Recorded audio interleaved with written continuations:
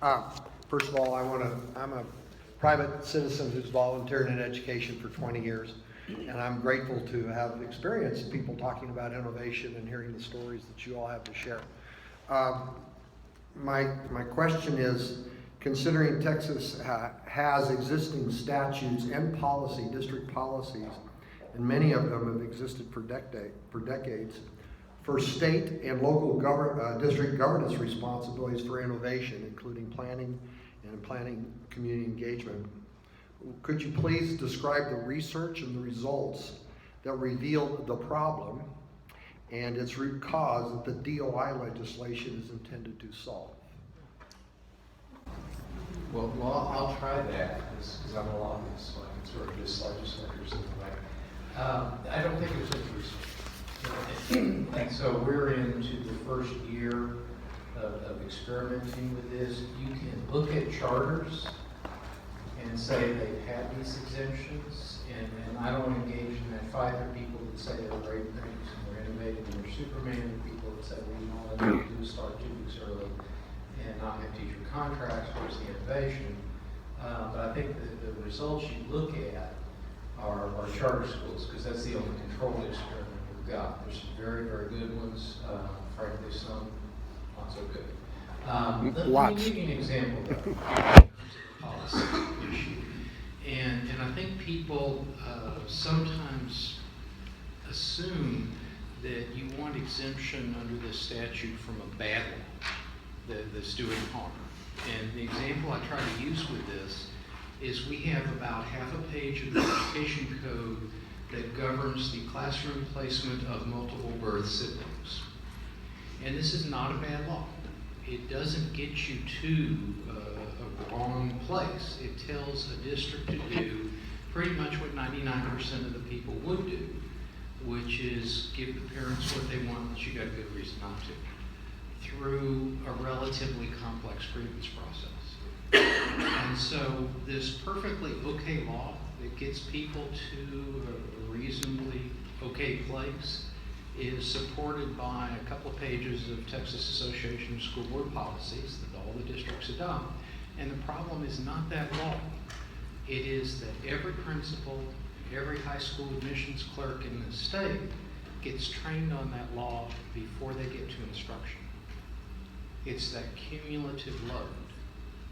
And so if the legislature had come into one session and added 50 pages to the book I was going to read,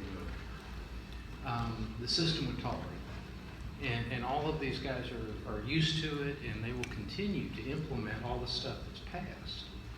But over time, more and more of our tax dollars, more and more of our administrative overhead, more and more of our teachers' time gets put into that compliance mode and taken away from instruction.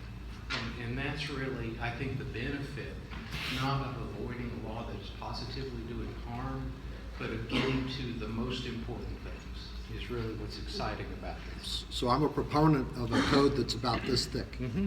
And I've actually found one sentence in the code that I think is all the state needs to write to encourage. So I agree that we have too much law. And I found law that's good, that's been around for a long time, that we're discounting and not looking at, and we keep reinventing because we're not looking at what we had and learning from it and growing it. So we keep growing the book and putting people through more and more hoops, all while we're missing the foundational planning and innovation that's been at the core of the law for 20 years. And so it's a little bewildering to me. Not to beat a dead horse, but this is a political dynamic where I've done just awful things, and I don't mean that in a moral sense, just in terms of the effect on the individual and their family, to run for office. You know, I've made that my life. I do nothing but fundraise. I go out all these campaign functions, and I get to be a member of the legislature. I got to show something. You know, I need to pass legislation that I can point to and say this will do some good. And if what I do in that political context is say, well, this is a dumb law that got passed 6 years ago, let's repeal it, it sounds like a good law. You know, who can argue with a good process for the classroom placement of multiple birth siblings? And it's going to be a primary issue for me in my next campaign.